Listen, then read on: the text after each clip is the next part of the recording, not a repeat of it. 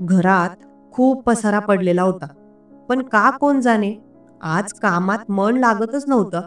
कारण आज मला नवऱ्याची खूप आठवण येत होती. त्यांना फोन करावा असं मनात आलं. मग ठरवलं, घरातली कामं आवरते आणि दुपारी 12 वाजता निवांतपणे फोन करते. भांडी धुतली व बाकीची आवराआवर केली. जेवणही करून घेतलं. 12 वाजून 5 मिनिटांनी मोबाईल हातात घेतला आणि आनंदजींचा नंबर डायल केला. बराच वेळ रिंग वाजत राहिली, पण त्याने फोन उचलला नाही. 2-3 वेळा प्रयत्न केला, पण प्रतिसाद मिळाला नाही. मनाला थोडं वाईट वाटलं. नेहमीच असंच होतं. मी प्रेमाने कॉल करते आणि ते उचलत नाहीत. कधी कधी तर दिवसभर तिकडून कॉलचा रिप्लायही येत नाहीत. मी थोडा वेळ वाट पाहिली, पण त्यांचा कॉल आला नाही. मन निराश झालं. घरात काहीच मन लागत नव्हतं. पण काय करणार मी? सासूला जेवण वाढलं, तिच्या गोळ्या दिल्या. मग ती रूममध्ये जाऊन झोपली. माझी भूक गेली होती. 6 महिने झाले माझे पती अनंत भेटले नाहीत. ते नेहमी कामात बिझी असल्याचं कारण सांगतात. दिवाळीच्या वेळीही फक्त 2-3 दिवस थांबले आणि परत निघून गेले. 1 वाजता पुन्हा कॉल केला, पण तो उचलला नाही. आता मन अधिकच खट्टू झालं. दुपारी अन्नाचे 2 घास खाल्ले, पण मनात उदासी भरली होती. घरात कंटाळा आला होता. सासूच्या रूममध्ये जाऊन पाहिलं तर ती झोपली होती. शेजारच्या बाईकडे जावं असं वाटलं, पण तीही गावाला गेलेली. मग ठरवलं, शेतात जाऊ, भाजी तोडून आणू, फेरफटका मारू. तेवढंच मन रमेल आणि वेळही जाईल.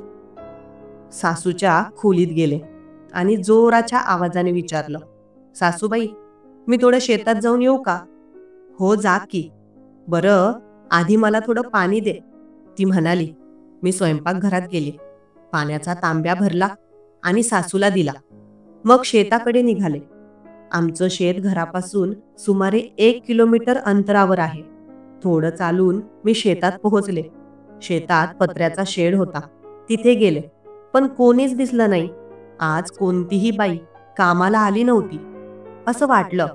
इकडे तिकडे नजर फिरवली तर लांब आमचं शेतात काम करणारा गडी वैभव दिसला. त्यानेही मला पाहिलं, पण तो त्याच्या कामात व्यस्त होता. माझ्याकडे आला नाही. शेतात काही भेंड्या लावलेल्या होत्या. मी थोड्या भेंड्या तोडल्या भाजीसाठी. वैभव काम करत होता. तिकडे एक पेरूचं झाड होतं. मनात आलं, मस्त 1-2 पेरू तोडून खाऊ. म्हणून मी पेरूच्या झाडाकडे गेले, पण झाड थोडं उंच होतं. पेरू मला हाताने तोडता येणार नाही हे लक्षात आलं. मग मी तिथूनच शेतात काम करत असलेल्या वैभवला जोराने आवाज दिला, ए वैभव. त्याने तिकडून मला पाहिलं आणि म्हणाला, हो बोला मालकीनबाई. अरे इकडे ये ना. हो, आलो आलो. त्याने तिकडूनच जोराने आवाज दिला आणि हाताने इशाराही केला. लगेचच वैभव चालत चालत माझ्याकडे आला. माझ्याजवळ येऊन म्हणाला, बोला मालकीनबाई, काय सांगत आहात? अरे वैभव, मला काही पेरू हवे होते, पण बघ ना, पेरूचं झाड खूप उंच आहे. मला ते तोडता येत नाही. अहो मालकीनबाई, तुम्ही काळजी करू नका, मी तोडून देतो की. सांगायचं ना मला. हो, मग त्यासाठीच बोलावलंय तुला. बरं बरं, थांबा तुम्ही. वैभवने पायातली चप्पल काढली आणि लगेच पेरूच्या झाडावर चढला. त्याने काही मस्त पिकलेली पेरू तोडली आणि तिथूनच माझ्याकडे फेकण्याचा इशारा करू लागला. अरे थांब थांब. मी लगेच माझ्या साडीचा पदर घेतला आणि त्याला पसरवला. त्याला म्हणाले, यात टाक. ठीक आहे, तो म्हणाला. सांभाळून चला. हो हो, मी चालते बरोबर. मग त्याने एक पेरू तिथूनच माझ्याकडे फेकला. मी माझ्या साडीच्या झोळीत तो पेरू बरोबर झेलला. थांबा, अजून फेकतो. त्याने अजून एक पेरू तोडला आणि माझ्या साडीच्या झोळीत फेकला. आता मात्र हा पेरू थोडा मोठा होता. मी साडीचा पदर दोन्ही हातांनी पकडला होता.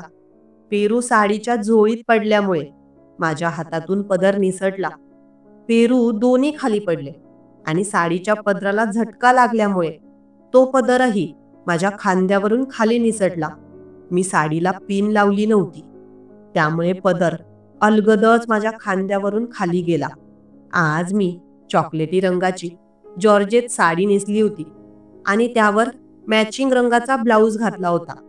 जसा माझा साडीचा पदर खाली पडला, वैभवचं लक्ष माझ्याकडेच होतं. मी खूप गोंधळले. काय करावं काहीच कळालं नाही. तेवढ्यात तो म्हणाला, "सॉरी सॉरी, माफ करा." जोराने पेरू फेकला गेला. मी त्याच्याकडे एकदा वर डोळे करून पाहिलं. त्याची नजर माझ्याकडेच होती. आता मात्र माझी पंचायत झाली. मी लगेच तो खाली पडलेला पदर हातात घेतला आणि खांद्यावर टाकला. मी पटकन खाली पडलेला पदर खांद्यावर टाकून व्यवस्थित केला. वैभवचं लक्ष आता दुसरीकडे वळलं होतं. तो इकडे तिकडे भांबावलेल्या नजरेने पाहू लागला. मला थोडं वेगळं वाटलं, पण काय करणार. 2 पडलेले पेरू उचलले आणि त्याला म्हणाले, "बस झालं." "वैभव, अहो अजून घ्या की." "बरं थांबा, मी तोडून तिथं गवतावर फेकतो." "ठीक आहे." मी फक्त मान हलवली आणि बाजूला उभी राहिले. वैभवने काही पेरू तोडायला सुरुवात केली. छान छान पिकलेली पेरू तोडून तो आता तिथं बाजूला गवतावर फेकत होता. हिरवगार गवत होतं तिथं, पेरूच्या झाडाखाली. पेरूच्या झाडाला विहिरीतून पाणी जायचं आणि बाजूलाही गवतालाही पाणी मिळायचं. त्यामुळे ते गवत खूप हिरवगार आणि सुंदर दिसत होतं. वैभवने खूप सारे पेरू तोडून खाली फेकले. "अरे बस झालं, किती पेरू तोडणार आहेस?" "बरं ठीक आहे, आता नाही तोडत." असं बोलून त्याने पेरू तोडायचं थांबवलं आणि मग पेरूच्या झाडावरून खाली उतरला. "बरं मालकीनबाई, तुम्हाला हे पेरू देऊ का?" "अरे नको नको, घरी गेल्यावर घेते मी, पण एवढे नकोय मला. 4-5 घेते मी फक्त." मी अजून तिथून 2-3 पेरू उचलले आणि माझ्या साडीच्या पदरातच टाकले. "मग एवढे बाकीचे पेरू काय करू मी?" "अरे तू खा की आणि घरी पण घेऊन जा."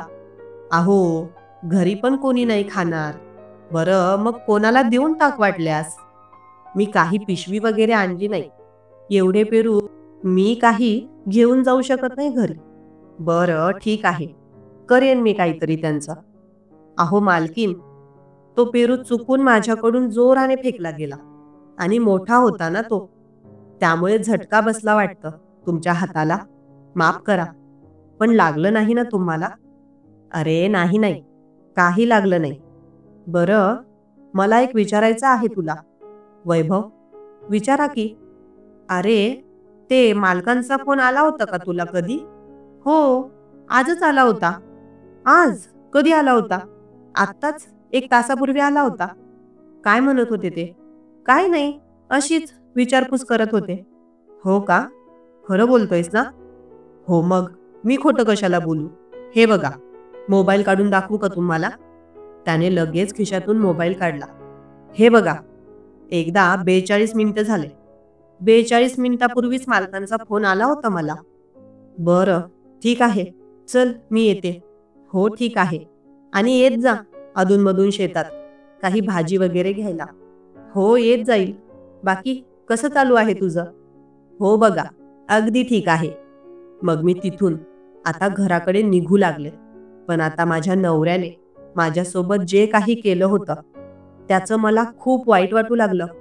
म्हणजे मी एवढे कॉल केले. माझ्या नवऱ्याने माझा कॉल उचलला नाही आणि तिकडून कॉलही केला नाही. आणि काही वेळापूर्वीच त्याने वैभवला कॉल केला होता. पण तो असं का करतोय हे मला कळत नव्हतं. वैभव आमच्या शेतात काम करणारा गडी. माझा नवरा शहरात राहायचा. सर्व काही शेतीचं वैभव बघत असे. त्याला माझा नवरा वर्षाचे चांगले पैसेही द्यायचा. म्हणून वैभव देखील मन लावून काम करत असे आणि सगळ्या शेतीचा सांभाळ करत असे. खूप इमानदार आहे तो. मी आता शेतातून घराकडे येत होते, पण मनात सारखेच विचार सुरू होते. माझा नवरा माझ्याशी असं का वागतो? काहीच कळत नव्हतं. हे वागणं आत्ताचं नाही, तर लग्न झाल्यापासूनच सुरू आहे. लग्नानंतर काही दिवसांतच तो पुण्याला कामासाठी निघून गेला.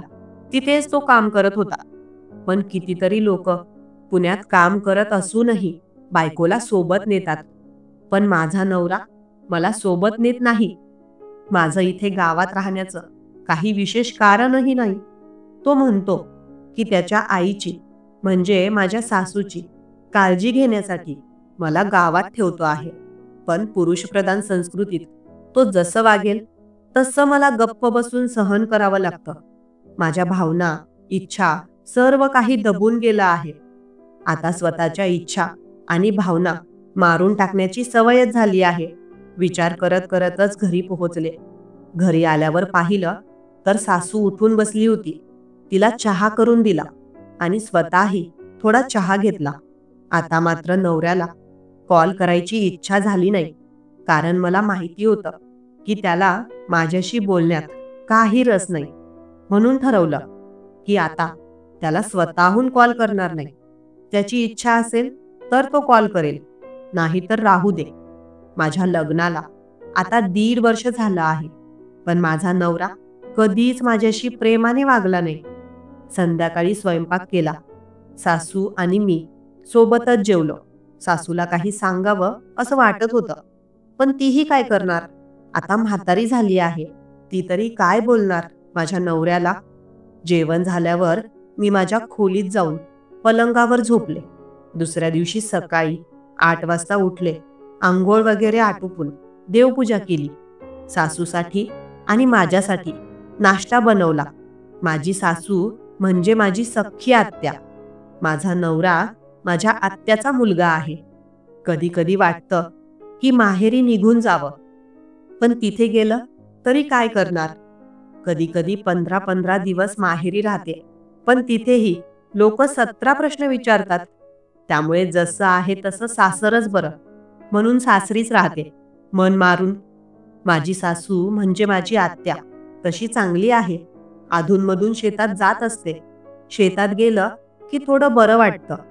मी दिसायला साधारण आहे, अतिशय गोरीपान नाही, पण काळीही नाही.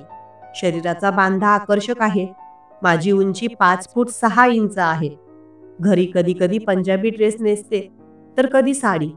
तसं मला साडीच नेसायला आवडतं. एके दिवशी सकाळी 10 वाजता सासूबाईंनी सांगितलं, जयश्री, गाजराचा हलवा बनव की आज? हो ठीक आहे, बनवते, पण त्यासाठी काजू वगैरे घ्यायला दुकानात जावं लागेल. हो मग घेऊन ये की. थोडा वेळ लागेल. चालेल ना आत्याबाई? हो हो चालेल, काही हरकत नाही. मी हातातलं काम बाजूला ठेवलं. साडी आणि केस व्यवस्थित केले. दाराच्या बाहेर जाऊन चप्पल पायात घातली आणि किराणा दुकानाकडे निघाले. घरापासून किराणा दुकान थोडं लांबच होतं.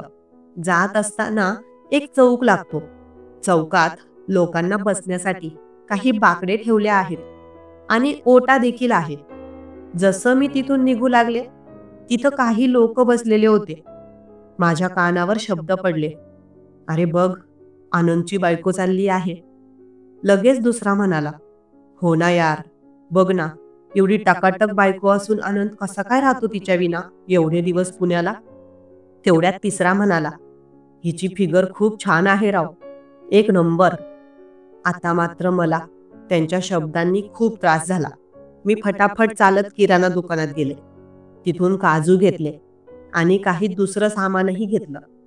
घरी येताना परत त्या चौकातून यावं लागलं असतं, पण आता मला तिथून यायला भीती वाटू लागली, कारण ते सगळेजण तिथेच बसलेले होते आणि परत माझ्याबद्दल अशा काही चुकीच्या टिप्पणी करतील असं वाटलं. म्हणून मी दुसऱ्या रस्त्याने घरी यायचं ठरवलं. तो रस्ता थोडा लांबचा होता, पण तरीही ते मला मंजूर होतं. मला आता त्या वाईट लोकांच्या नजरेला पडायचं नव्हतं. दुसऱ्या रस्त्याने चालत चालत मी घरी पोहोचले आणि सासूबाईंसाठी गाजराचा हलवा बनवायला सुरुवात केली. काही वेळाने गाजराचा हलवा तयार झाला. सासूबाईंनी आणि मी दोघींनी सोबत जेवण केलं. सासूबाईंनी गाजराचा हलवा खाल्ला आणि खूप कौतुकही केलं. आता दिवस तसेच पुढे जात होते. नवऱ्याच्या वागणुकीत काहीच सुधारणा झाली नव्हती. तो कित्येक महिन्यांनी भेटायला यायचा, तेही काही काम निघालं की. यावेळी त्याला गावच्या तहसील ऑफिसमधून काही कागदपत्र काढायची होती म्हणून तो घरी आला. जवळजवळ 8 महिन्यांनंतर त्याला पाहिलं. तो येणार असल्याचं त्याने आधीच कळवलं होतं, त्यामुळे मी सगळी तयारी करून ठेवली होती. पण जसा तो दारात आला तसं मी त्याला डोळे भरून पाहिलं. अपेक्षा होती की तो प्रेमाने माझ्याशी 2 शब्द बोलेल, पण तो हातातली बॅग घेऊन सरळ आत निघून गेला.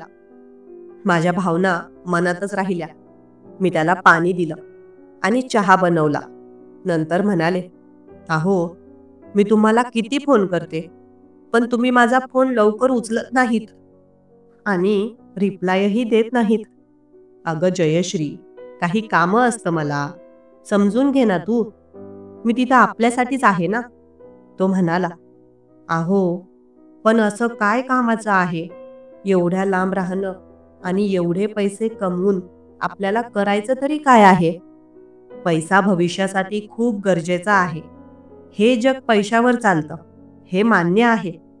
पण नाती सांभाळणंही गरजेचं आहे ना मग. जयश्री, असं काय बोलतेस? मी तुला माझ्यापासून तोडून थोडी टाकलं आहे. असं नको बोलूस. बरं, मला राग येईल. चल, मला जेवायला वाढ. भूक लागली आहे. बरं, ठीक आहे, मी म्हणाले. किचनमध्ये गेले. नवऱ्यासाठी छानपैकी स्वयंपाक करून ठेवला होता. त्याला जेवणाचं ताट वाढलं आणि तो जेवायला लागला. जेवण झाल्यानंतर लगेचच तो घराच्या बाहेर गावात निघून गेला. त्याला जे कागदपत्र काढायची होती त्यासाठी. नवरा बाहेर निघून गेला. मी माझ्या कामाला लागले. दिवसभर नवरा बाहेरच राहिला. संध्याकाळी घरी आला. संध्याकाळचे जेवण वगैरे आटोपलं. आता मला अपेक्षा होती की नवऱ्यासोबत 2 शब्द प्रेमाचे बोलायला मिळतील. तो आधीच रूममध्ये जाऊन लोळला होता. मी भांडी वगैरे आवरले आणि रूममध्ये गेले. नवरा पलंगावर झोपला होता. मी त्याच्या शेजारी जाऊन झोपले. हळूच एक हात त्याच्या खांद्यावर ठेवला आणि म्हणाले, अहो, काय झालं? दमलात का? आज झोपला आहात का? मिळाले का तुम्हाला ते कागदपत्र, जे कागदपत्र काढायला तुम्ही गेला होतात? अगं नाही, तो साहेब नव्हता. उद्या येणार आहे. हो का? हे सरकारी कामाचं असं असतं, वेळेवर काम होत नाही. बरं, जाऊ द्या. तुम्ही एवढ्या महिन्यांनी घरी आलात. आता उद्या तुम्हाला जेवायला काय बनवू सांगा. बरं, अगं काहीही बनव, चालेल. मी मुद्दामच एक हात त्यांच्या अंगावर टाकला आणि अलगद त्याला जवळ घेतलं. अहो, एवढी काय झोप लागते तुम्हाला? किती महिने झाले आपल्याला असं? म्हणून मी त्याला घट्ट मिठी मारली. तो म्हणाला, जयश्री, मला खरंच खूप झोप लागली आहे. मी दमलो आहे. त्याने असं म्हटलं तर माझा मूड खूप खराब झाला. पण काय करणार होते? मी तशीच आता निराश होऊन त्याच्या शेजारी झोपले. पण बराच वेळ मला झोप लागली नाही. दुसऱ्या दिवशी देखील तेच घडलं. मी नवऱ्याचं योग्य रीतीने स्वागत करत होते. त्याच्यासाठी चांगले पदार्थ बनवत होते. 4 दिवस तो घरी होता, पण एकदाही प्रेमाचे 2 शब्द त्याच्याकडून ऐकायला मिळाले नाहीत. त्याने मला जवळ घेतलं नाही. पण असो, कदाचित माझ्या नशिबातच असं आहे. मी सगळं काही स्वीकारलं. तसंच काय करू शकते मी, एक अबला नारी. काही दिवसांनी माझा नवरा घरी राहिला आणि मग परत पुण्याला निघून गेला. असं नाही की तो माझा पूर्णपणे तिरस्कार करत होता. त्याने माझ्यासाठी छान छान साड्या आणल्या होत्या, सोन्याची अंगठी आणली होती, खायला वेगवेगळे पदार्थ आणि मिठाई आणली होती. फक्त गोष्ट एकच होती, ती म्हणजे तो माझ्या जवळ येत नव्हता. मला हे कळत नव्हतं, तो असं का करतोय? मी त्याला आवडत नाही का? नेमकं काय कारण आहे हे मला समजत नव्हतं. आता लग्नाला जवळजवळ 2 वर्ष झाली आहेत. माझी सासू देखील आता खूप म्हातारी झाली आहे. एके दिवशी मी घरी खूप कंटाळले होते. दुपारची वेळ होती. 3-4 वाजले असतील. मनात आलं की चला शेतात जाऊ. पण आता 4 वाजता शेतात गेलं तर तिकडून येता येता परत उशीर होईल. त्यामुळे ठरवलं की जाऊ दे, उद्या जाईन शेतात. मग मी आज शेतात जाणं राहू दिलं. दुसऱ्या दिवशी सकाळी नेहमीप्रमाणे उठले, आंघोळ वगैरे करून देवपूजा केली आणि मग आज ठरवलं होतं की शेतात जायचं. त्यामुळे 12 वाजेपर्यंत जेवण वगैरे आटपून घेतलं. सासूला तिच्या गोळ्या दिल्या आणि निघाले शेताकडे. शेतात पोहोचले तर शेतात कामासाठी काही बायका आल्या होत्या. गवत काढायचं काम चालू होतं. कपाशीमधून पावसाळ्याचे दिवस होते. गावातल्या बायका होत्या, पण त्यांच्याशी एवढी ओळख नव्हती माझी. त्यामुळे त्यांच्याशी बोलले नाही. सरळ तिकडे पत्राच्या शेडकडे गेले. तिकडे वैभव होता. त्याचेही काही काम चाललेलं होतं. मी पत्राच्या शेडजवळ गेले तर वैभवही तिकडून आला. मला पाहून थोडासा हसला. मीही थोडी हसले. तो म्हणाला, "काय झालं मालकीनबाई? आज अचानक शेतात आलात?" "असेच आले. घरी कंटाळा येत होता म्हणून." "का रे वैभव, नको येत जाऊ का मी शेतात?" "अहो, येत जा की." "हो का वैभव? मलाही शेतात यायला खूप आवडतं. पण अरे, घरी काही कामं असतात आणि सासूलाही औषधं वगैरे द्यायचं असतं.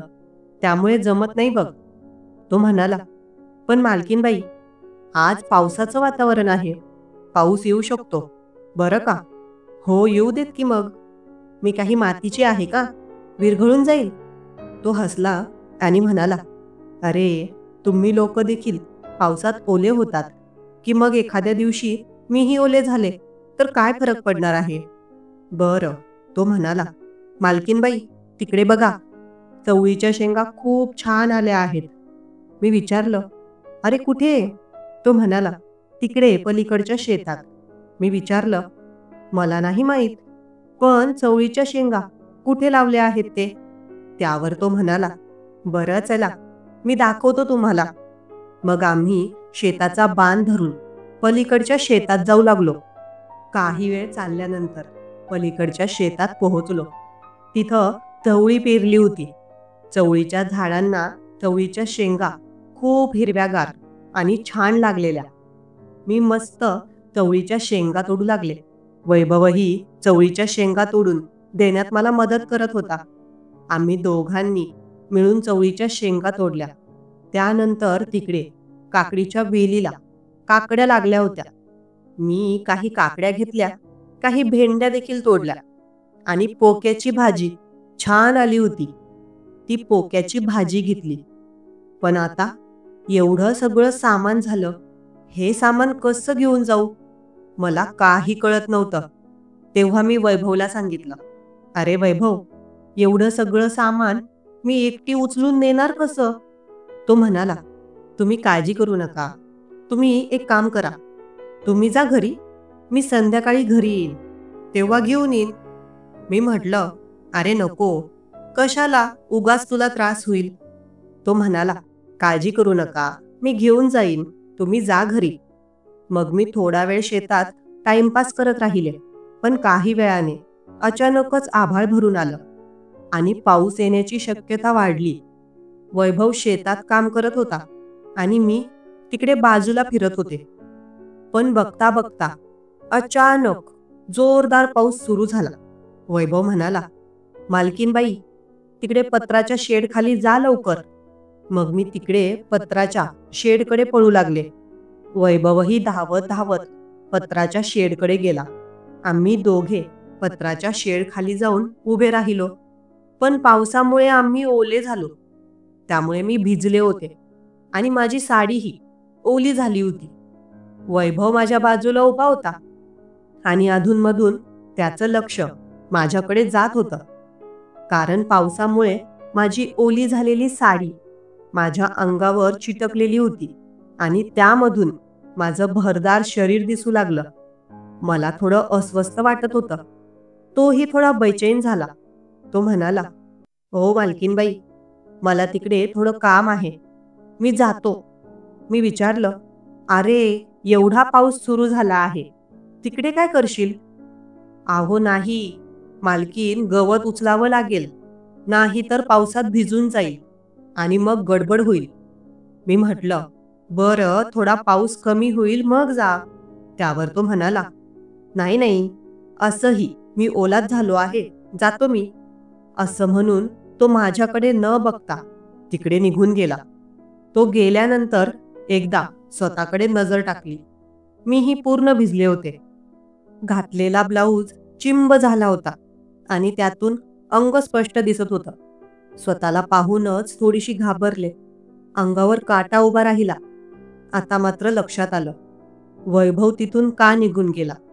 त्याला खरंच काही तातडीचं काम नव्हतं. मी ओलसर झाल्यामुळे कमनीय दिसत होते आणि कदाचित त्याला ते पाहून काहीसं वेगळं वाटलं असेल. पण त्यानं जसा सम्मान दाखवला त्याचा खूप अभिमान वाटला. दुसरा कोणी असता तर अशी एखादी ओली, चिंब, मोहक स्त्री समोर असताना नजरेला आवर घालू शकला नसता. पण वैभव तिथून निघून गेला, हेच त्याचं मोठेपण. थोडा वेळ तिथेच उभी राहिले. आता पाऊस कमी झाला होता. मोठ्याने आवाज दिला, "अरे वैभव, मी जाते घरी." त्याने दुरूनच उत्तर दिलं, "हो मालकीनबाई, ठीक आहे, जा तुम्ही." घरी आल्यावर कपडे बदलले. सासूबाईंना औषधं दिली. घरात थोडी कामं होती, ती करू लागले. संध्याकाळी 6च्या सुमारास दरवाजा ठोठावण्याचा आवाज आला. उघडून पाहिलं तर वैभव उभा होता. त्याच्या हातात भाजीचं गाठोडं. लगेच लक्षात आलं, दुपारी शेतातून जे काही घेतलं होतं ते तो घेऊन आला होता. त्याच्या हातातून गाठोडं घेतलं. सासूबाई बाजूलाच बसल्या होत्या. "अरे वैभव, ये ना घरात," असं म्हणत त्याने चप्पल बाहेर काढली आणि घरात आला. खुर्चीवर बसला. "अगं जयश्री, वैभवसाठी चहा कर, बरं होईल त्याला." "ठीक आहे, करते," असं म्हणत मी चहा बनवायला घेतला. सासू त्याच्याशी शेतीविषयी बोलू लागल्या. नवऱ्याचाही विषय निघाला, पण त्याच्याबद्दल काही बोललं नाही. मग सासू म्हणाल्या, "अरे वैभव, आता इतक्या दिवसांनी घरी आलायस तर जेवण करूनच जा." वैभव नकार देत होता. तरी त्या म्हणाल्या, "अगं जयश्री, इकडे ये." मी लांब उभी राहून त्यांचं बोलणं ऐकत होते. "अगं, वैभव आज आपल्याकडे जेवेल, त्याच्यासाठी पण स्वयंपाक कर." "ठीक आहे आत्याबाई," असं म्हणून मी स्वयंपाकघरात गेले. सासूबाई म्हणाल्या, "मस्त काहीतरी मसाल्याची भाजी कर, कढी वगैरेही. मटण चिकन खात नाही तो, त्यामुळे त्याच्यासाठी खास काहीतरी बनव." मी मस्त मसाल्याची भाजी, कढी, पोळ्या, ठेचा सगळं तयार केलं. स्वयंपाक झाल्यानंतर सासू आणि वैभवला जेवायला वाढलं.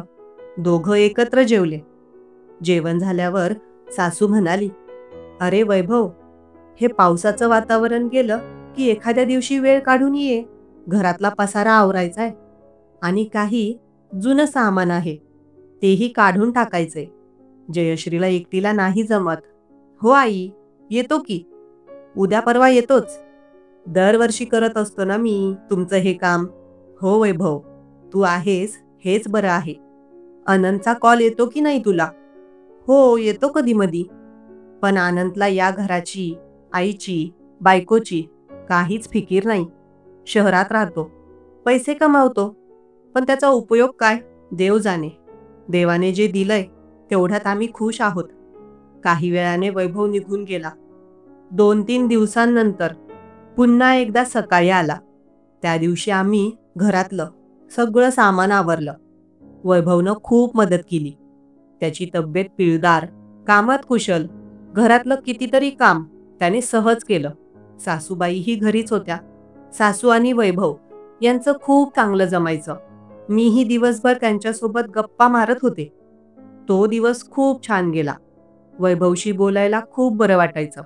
मोकळ्या स्वभावाचा, दिलखुलास माणूस आहे. 4 वाजले होते. घरात काम करताना दमले होते. म्हणाले, "अहो वैभव, चहा पिऊन घ्या. मस्त दुधाचा चहा केला आहे." "हो, थांबा मालकीनबाई, हातपाय धुवून येतो." तो बाथरूममध्ये गेला आणि हातपाय धुवून बाहेर आला. "आणा मालकीनबाई." चहाचा कप त्याच्या हातात दिला. म्हणाले, "अरे वैभव, माझं नाव जयश्री आहे. तुम्ही मला जयश्री म्हणाल तरी चालेल." सासूबाई दारात खुर्चीवर बसल्या होत्या. त्या हसल्या आणि म्हणाल्या, "हो वैभव, खरं बोलते ती. तिला जयश्री म्हण, काही हरकत नाही." "बरं, ठीक आहे आई. जसं तुम्ही म्हणाल तसं. संध्याकाळपर्यंत थोडंफार काम केलं. 5 वाजेपर्यंत झालं. चला जयश्री, मी निघतो आता. हो वैभव, धन्यवाद तुमचे. बरं, उद्या नाही तर परवा शेतात येणारच आहे काही भाजीपाला घ्यायला.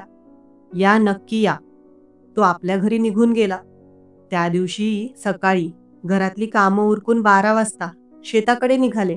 शेतात कोणीच दिसत नव्हतं. कामाच्या बाया देखील आल्या नव्हत्या. पत्र्याच्या शेडजवळ गेले. वैभव कुठेच दिसत नव्हता.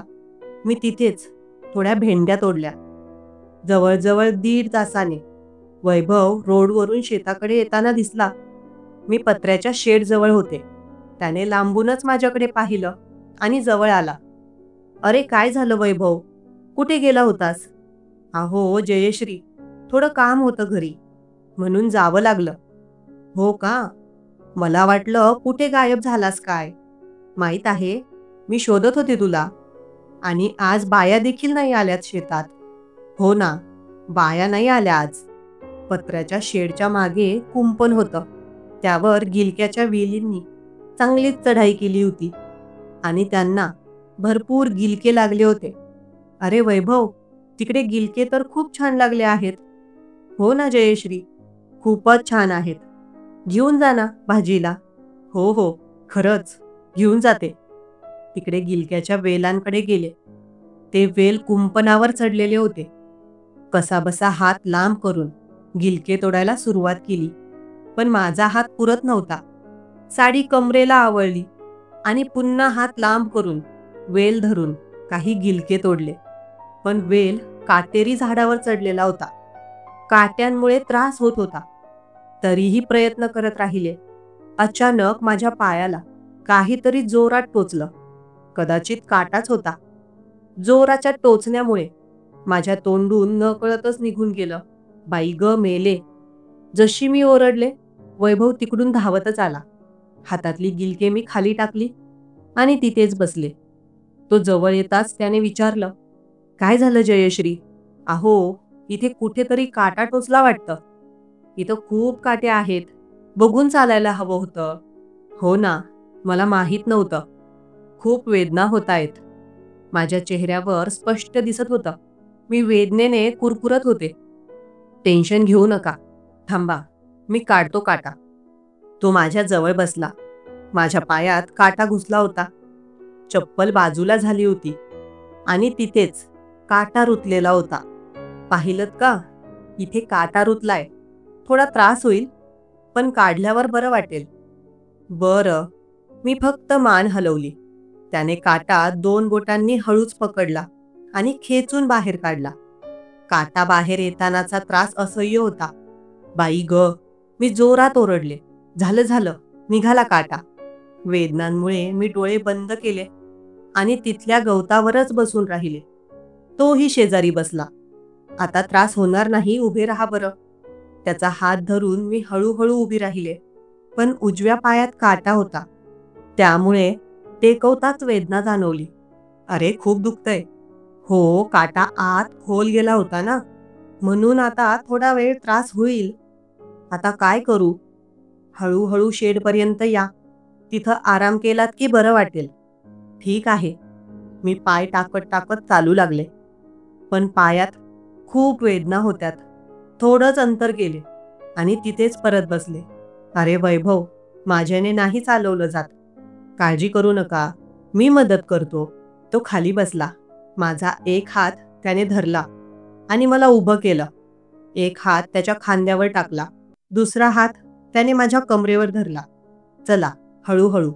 मी त्याच्या खांद्यावर जोर देत हळूहळू चालू लागले. दुखणाऱ्या पायाला जपून उचललं. 2-3 पावलं कशीबशी पार केली. शेडपर्यंत पोहोचल्यावर तिथल्या खाटेवर जाऊन बसले. जयश्री, तुम्ही इथं थोड्या वेळ विश्रांती घ्या, मग बरं वाटेल. तो म्हणाला, थांबा, तिकडे एक टणटणीचं झाड आहे. त्याचा पाला चोळून लावला तर त्रास कमी होतो. मी घेऊन येतो. काळजी करू नका. तो लगेच पत्र्याच्या शेडमधून बाहेर गेला. तिकडे जाऊन त्याने कोणता तरी हिरवा पाला तोडून आणला आणि त्याने तो पाला तळहातावर घेऊन चोळला आणि त्याचा हिरवा रस माझ्या पायाला लावायला सुरुवात केली. तो अतिशय हळुवारपणे रस चोळत होता. पण आता मला कसं तरी वाटू लागलं.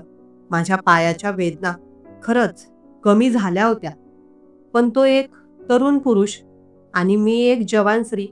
माझा पाय त्याच्या हातात होता आणि त्याचा हळूवार स्पर्श माझ्या पायाला होत होता. त्याच्या स्पर्शाने माझ्या मनात वेगळंच वादळ निर्माण होऊ लागलं. मी तिथेच खाटेवर बसले होते. पण आता त्याच्या पाय हाताळण्याच्या पद्धतीमुळे मला अस्वस्थ वाटू लागलं. मी मधून डोळे बंद करायचे, मग उघडायचे. कदाचित त्याच्या मनातही काहीसं विचलित होत असावं, असं मला जाणवत होतं. त्याने माझा पाय हळुवारपणे सोडला, पण रस लावताना त्याचा स्पर्श माझ्या पायाला होत राहिला. आपोआप माझे ओठ दाताखाली दाबले गेले. मी हळूच म्हणाले, "वैभव, काय करतोयस तू?" माझा तो आवाज कोमल, जड झाला होता. "प्लीज नको." माझ्या तोंडून आपोआप शब्द निघाले. तो खाली जमिनीवरून उठला आणि माझ्याजवळ खाटेवर येऊन बसला. "काय झालं जयश्री? जास्त त्रास होतोय का?" त्याने विचारलं. "नाही, त्रास नाही होत." "मग दुखतंय का?" "नाही, दुखतही नाही." माझी साडी गुडघ्यापर्यंत आली होती. मी हळुवारपणे ती खाली केली. "जयश्री, जर दुखत असेल तर तसं सांगा." वैभव म्हणाला. "अरे, दुखतंय, कसं सांगू तुला?" बोलताना अचानक त्याने माझ्या उजव्या हातावर आपला डावा हात ठेवला. त्याने माझ्या डोळ्यात डोळे रोखून पाहिलं. मला खूप लाज वाटली. मी लगेच नजर दुसरीकडे वळवली.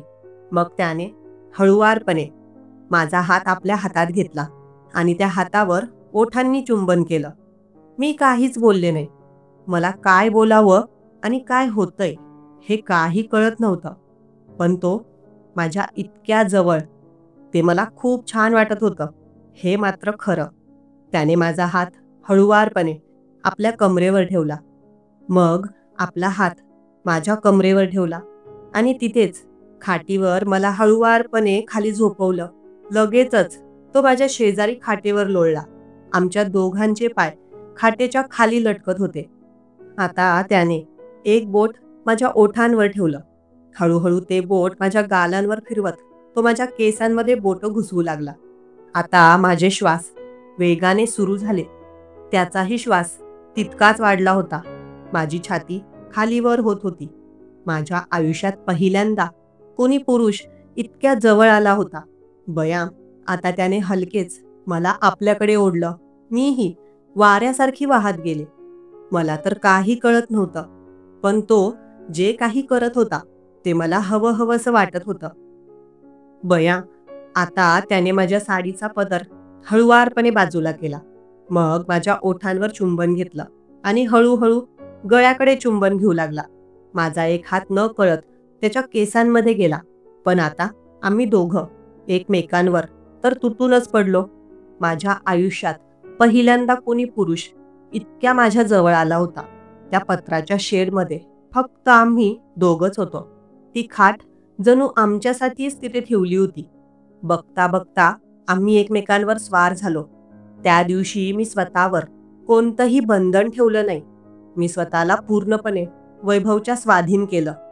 तेव्हा आम्ही एकमेकांसोबत पुरेपूर प्रेम केलं. बराच वेळ आम्ही एकमेकांमध्ये हरवून गेलो होतो. कधी 3 तास निघून गेले हे कळलंच नाही. भानावर आल्यावर मला ध्यान आलं. खूप वेळ निघून गेला होता. मी माझी साडी नीट सावरली. त्यानेही आपले कपडे ठीक केले. "वैभव, मी जाते घरी." त्याने मान हलवत शांतपणे होकार दिला. जायच्या आधी तो माझ्या जवळ आला आणि हळूच हातावर एक प्रेमळ किस केला. त्या क्षणी माझंही मन भरून आलं होतं. मलाही वाटलं की त्याला एक किस द्यावा, पण माझी हिंमत झाली नाही. आता मी तशीच पटकन घरी निघून आले. घरी आल्यानंतर मन कुठेच रमत नव्हतं. शेतात जे काही घडलं ते विचार सतत डोक्यात फिरत होते. एकीकडे ते आठवून काहीसं चांगलं वाटत होतं, तर दुसरीकडे अपराधीपणाची भावना टोचत होती. अशा पद्धतीने स्वतःच्या मनाशी झगडत विसरण्याचा प्रयत्न करत करत संध्याकाळी स्वयंपाकाला लागले. 6:30ला वैभव घरी आला. शेतातल्या गिलक्यांसह काही भाज्या घेऊन आला होता. माझ्या सासूने त्याला थांबवून घेतलं. मी त्याच्यासाठी चहा केला. जेवणही वाढलं. तो मधूनच माझ्याकडे बघायचा आणि मीही त्याच्याकडे. पण आता मला त्याच्याकडे बघताना खूपच लाज वाटत होती. पण एक सांगू का, वैभवचा स्वभाव शांत, समजूतदार आहे. त्यामुळे त्याच्याकडून मला कुठलीही भीती नव्हती. जे काही आमच्यात घडलं ते कुणाला कधीच कळणार नाही याची मला पूर्ण खात्री होती. त्यामुळे मन थोडं स्थिर होतं. जेवण झाल्यावर तो निघून गेला. पण झोपताना मात्र डोक्यात सारखा शेतातला तो प्रसंग फिरत होता. पुढचे 3-4 दिवस मी शेतात गेलेच नाही. मनात एकीकडे अपराध भावना तर दुसरीकडे हलकसं समाधान. पण ते क्षणिक होतं. ते केव्हा ओसरलं मलाही कळलं नाही. आता फक्त माझ्या मनामध्ये उरला तर काय, फक्त पश्चाताप. एके दिवशी सकाळी सकाळी वैभव घरी आला. तो पहिल्यांदाच असं सकाळी आला होता. तो येतो ते बहुतेक वेळा दुपारी किंवा संध्याकाळीच. माझी सासू तिच्या खोलीत होती. वैभव दारात उभा राहिला. मी त्याला पाहून थोडी आश्चर्यचकित झाले. जयश्री, शेतामध्ये जातोय. काही आणायचं असेल तर सांगा, येताना घेऊन येतो. हो ठीक आहे. भाज्या असतील तर त्या घेऊन या. मी फक्त औपचारिकतेने विचारलं. तुमच्यासाठी काही चहा वगैरे करू का? नाही नको. मी घरून पिऊन चाललो आहे. आता शेतात निघतो. हो ठीक आहे, या. अहो जयश्री, तुमच्या सासूबाई कुठे आहेत? त्या त्यांच्या रूममध्ये आहेत. हो का? जयश्री, एक सांगू? बोला की. त्या दिवशी आपल्यामध्ये जे काही झालं त्याबद्दल मी क्षमस्व आहे. सॉरी. त्याने त्या दिवशी घडलेल्या गोष्टींबद्दल माफी मागितली. पण मला त्याचा राग नव्हता. ठीक आहे वैभव, जे झालं ते विसर. तो निघून गेला. मी पुन्हा घरकामात गुंतले. वैभवबद्दल आता फारसं वाईट वाटत नव्हतं. काही दिवस असेच गेले. एक दिवस संध्याकाळी माझा नवरा अचानक घरी आला. तो सहसा अचानक कधीच यायचा नाही. काल काय झालं त्याचा काही अंदाज नव्हता. मी त्याला काही विचारलं नाही. आणि खरं सांगायचं तर आता आमच्यात नवरा बायकोसारखं काहीच उरलेलं नव्हतं. केवळ नावापुरते पती पत्नी होतो आम्ही. दुसऱ्या दिवशी सकाळी वैभवही घरी आला. माझा नवरा घरीच होता. माझी सासू देखील बसली होती. ते दोघं पुढच्या खोलीत होते आणि नवरा त्यांच्या सोबत होता. माझ्या सासूने मला आवाज दिला, जयश्री, इकडे ये. मी त्यांच्या जवळ जाऊन उभी राहिले. काय झालं सासूबाई? चहा बनवू का? अगं नाही, तुझ्याशी काही बोलायचं आहे. हो सांगा ना. माझा नवरा म्हणाला, जयश्री, हे बघ, आतापर्यंत माझ्याकडून तुला जो त्रास झाला त्याबद्दल मला माफ कर. पण खरं सांगू तर मला तुझ्याशी लग्न करायचं नव्हतं. हे लग्न मी फक्त आईच्या आग्रहामुळे केलं. तुझ्या वडिलांना दिलेलं वचन आईने पाळलं आणि त्यात मात्र माझी फसगत झाली. मी शहरातच राहतो. त्याला एक कारण आहे. मला वाटतं आता तुला हे सगळं सांगायला हवं. किती दिवस लपवणार? लग्नाच्या आधीच माझं एका मुलीवर प्रेम होतं. मला तिच्याशीच लग्न करायचं होतं. पण आईने जबरदस्तीने तुझ्याशी लग्न लावलं. मी काही करू शकलो नाही. लग्नानंतर मी तुला बायकोचं प्रेम देऊ शकलो नाही. याबद्दल मी तुझी माफी मागतो. जयश्री, मी ज्या मुलीवर प्रेम करतो तिच्याशी लग्न केलं आहे आणि आम्ही दोघं सोबत शहरात राहतो. तिचं नाव प्रिया आहे. तिच्याशिवाय मी राहू शकत नाही. माझं तिच्यावर खरं प्रेम आहे. हे सगळं मी आज तुझ्यासमोर स्पष्ट सांगतोय. माझी काही चूक असेल तर तू मला शिक्षा देऊ शकतेस. जयश्री, वैभवला याबद्दल सगळं माहिती आहे. प्रिया आणि माझ्याबद्दल तो आधीपासूनच सगळं जाणून आहे. पण तुला एक गोष्ट स्पष्टपणे विचारायची आहे. मी म्हणाले, हो बोला की. वैभव तुला आवडतो का? कारण वैभवला तू खूप आवडतेस. त्याने स्वतः मला सांगितलं आहे. तो तुझा जोडीदार होण्यासाठी तयार आहे. आईलाही मी विचारलं आहे. तिलाही वैभव आवडतो. आणि ऐक, त्याच्यात काही वाईट नाही. तू वैभवला पसंत करतेस याबद्दल मला काहीच चुकीचं वाटत नाही. उलट आईला व मला तर आनंदच आहे. जयश्री, तुझं आयुष्य असं दुःखात जावं ही माझी मुळीच इच्छा नाही. पण मी काय करू? माझ्या हातात काहीच पर्याय उरलेला नाही. मी प्रियाशिवाय राहू शकत नाही. खरंच, मी तिच्यावर मनापासून प्रेम करतो. मी तुला फसवलं याबद्दल मी तुझा गुन्हेगार आहे. तू मला जी शिक्षा देशील ती भोगायला तयार आहे. पण जर तुला खरंच वैभव आवडत असेल, तू त्याला नवरा म्हणून स्वीकारायचं ठरवलं, तर मी तुला घटस्फोट देण्यासाठी तयार आहे. वैभव आणि तू एकत्र येणं हेच मला योग्य वाटतं. आईलाही ते मान्य आहे. आता तुझं मत काय आहे ते सांग. आता मात्र मी खूप लाजले. काय बोलावं मला काही कळत नव्हतं. खरं तर माझ्या नवऱ्याने म्हणजे अनंतने माझ्या मनासारखा निर्णय घेतला. कदाचित मलाही हेच हवं होतं. मी खूप लाजले आणि तिथून उठून आत किचनमध्ये निघून गेले. खरं तर मला एवढी खुशी झाली होती की आनंदाने नाचावं असं वाटत होतं. पण स्वतःच्या भावना सांभाळत किचनमध्ये येऊन थोडंसं घोटभर पाणी पिलं. आज मला एवढा आनंद झाला होता की तो आनंद गगनात मावेना. पण तो आनंद मला व्यक्त करता येत नव्हता. तेवढ्यात माझ्या सासूने मला आवाज दिला. अगं सांग ना, तुझा काय निर्णय आहे? मी किचनच्या दारापाशी येऊन उभी राहिले व म्हणाले, अहो आत्याबाई, तुम्ही जो निर्णय घ्याल तो मला मान्य आहे. अनंत बोलले, म्हणजे तू तयार आहेस? मी हळू आवाजात फक्त हो असं म्हणाले. बरं ठीक आहे.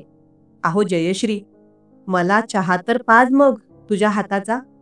माझा नवरा खूप तोंड भरून म्हणाला, हो पाजते ना. मी चहाचे 2 कप घेऊन तिथे रूममध्ये गेले. माझा नवरा, वैभव आणि सासू तिघं बसले होते. आधी चहाचा कप मी अनंतला, माझ्या नवऱ्याला द्यायला गेले. म्हणजे तेव्हा ते म्हणाले, जयश्री, आधी तुझ्या नवऱ्याला, वैभवला चहा दे आणि मग आम्हाला. आता मात्र मला खूप लाज वाटली. पण मी लाजतच वैभवला चहाचा कप दिला आणि मग अनंतला, नंतर मग सासूबाईला. काही दिवसांनी अनंतने मला कागदोपत्री घटस्फोट दिला आणि मग वैभव व माझं एकमेकांसोबत साकडं घालण्यात आलं. मित्रांनो, जर तुम्हाला माझी ही कहाणी आवडली असेल तर लाईक जरूर करा. या कथेबद्दल मला तुमच्या प्रतिक्रिया कमेंट बॉक्समध्ये नक्की कळवा. सदैव आनंदी रहा. धन्यवाद.